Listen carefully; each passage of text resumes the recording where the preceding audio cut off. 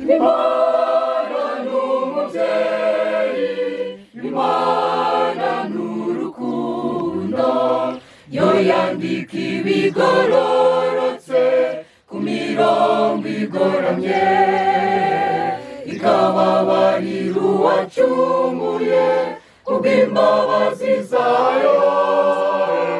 Nzayishima igihe cyose kuko ariyo mubyeyi mwiza, nzayirata igihe cyose kuko ariyo rukundo.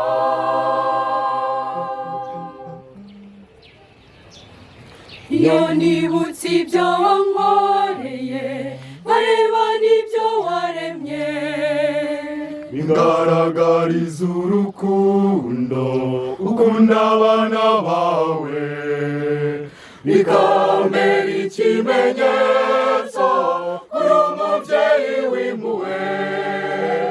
Iyo ugiye mu by'Imana, nayo ijya mu byawe.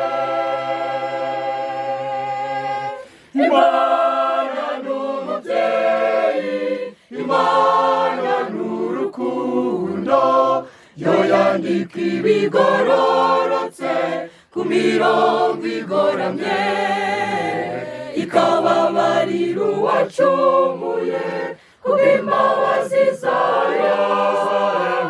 Nzayishima igihe cyose kuko ariyo mubyeyi mwiza, nzayirata igihe cyose kuko ariyo rukundo.